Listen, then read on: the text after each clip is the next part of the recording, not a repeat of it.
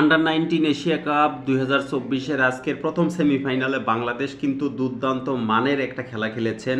বাংলাদেশ এবং পাকিস্তান অনূর্ধ্ব-19 দলের মধ্যে কিন্তু দুবাই ইন্টারন্যাশনাল স্টেডিয়াম থেকে কিন্তু খেলাটি সরাসরি সম্প্রচারিত হচ্ছে। বাংলাদেশ প্রথমে বোলিং করেছেন এবং দুর্দান্ত মানের বোলিং করেছেন। আশা করি বাংলাদেশ ফাইনালে যাবে এবং বাংলাদেশ ক্রিকেট দল এই কাপটা আবারও জিতবে। আজকে কিন্তু 37 ওভার ব্যাটিং করেছে পাকিস্তান, 116 রানে কিন্তু অল উইকেট হয়ে গিয়েছেন। আজকে বাংলাদেশের মারুফ মৃধা তিনি কিন্তু 6 ওভার বল করে 23 রান দিয়ে 2টি উইকেট পেয়েছেন।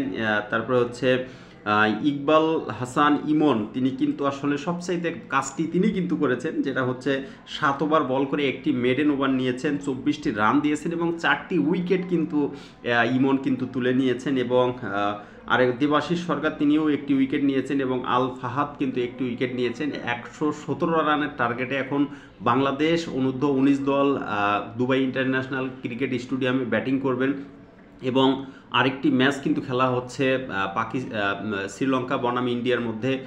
সেখান থেকে যে দল জিতবে তারা কিন্তু ফাইনালে যাবে এবং আশা রাখি বাংলাদেশ দল ফাইনালে যাবে এবং এই কাপটা বাংলাদেশ পাবে।